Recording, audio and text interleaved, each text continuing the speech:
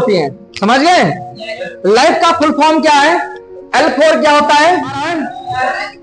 उसके बाद क्या आता है? आई। आई का मतलब क्या होता है? इंप्रूव करना। समझ में आ रहा है? उसके बाद क्या आता है? एफ। एफ का मतलब होता है फ्यूचर। क्या होता है? फ्यूचर। क्लियर है?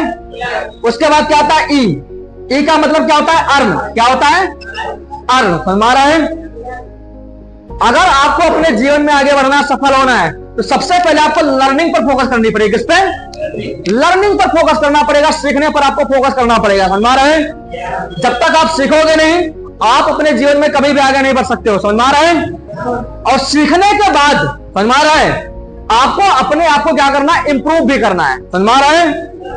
क्योंकि आपने कहावत सुना होगा, ठहरा हुआ पानी क्या होता है? सड़ जाता है। समझ में आ रहा है? सेम उसी तरह के ठहरा हुआ ज्ञान भी अंदर अंदर खत्म हो जाता है। ज्ञान बांटने से ज्ञान बढ़ता है। समझ गए? तो अगर आप कुछ लर्न कर रहे हो, कुछ भी आप सीख रहे हो, तो उसको आपको क्या करना है? इंप्रूव। समझ में आ रहा है? हमेशा बहते रहना, हमेशा सीखते रहना, रुकना नहीं है।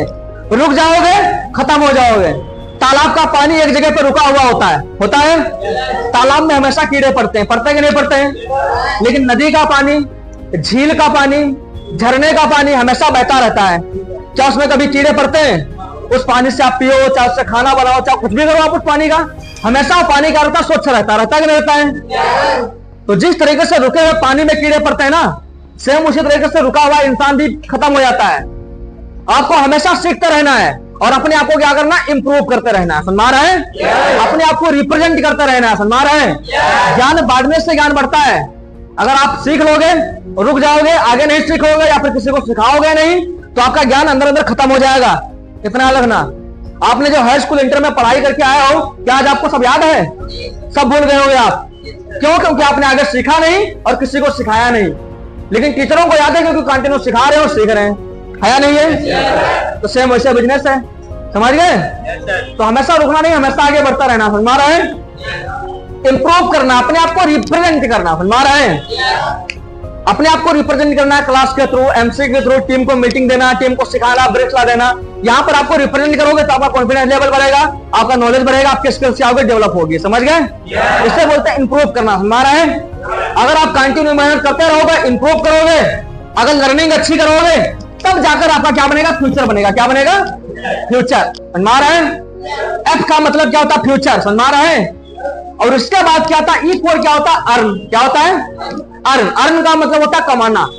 समझ में आ रहा है? अगर आप लर्निंग करोगे तो आपका फ्यूचर भी बनेगा और आप लर्निंग के हिसाब से क्या करोगे? आने वाले समय में अर्निंग करोगे। लेकिन अगर आपकी प्रेजेंट में लर्निंग ही जीरो है, तो आने वाले समय में अर्निंग क्या होगी? जीरो होगी। समझ गए? तो आज आपको अपने लर्निंग पर फोकस करना है ताकि आने वाले समय में आपकी अर्निंग अच्छी हो। क्लियर है? समझ गए? ये होता है लाइफ का मतलब। समझ में आ रहा है? सीखने की जिज्ञासा होना बहुत जरूरी है। समझ में आ रहा है? हनुमान जी के अंदर सीखने की जिज्ञासा आई थी। समझ में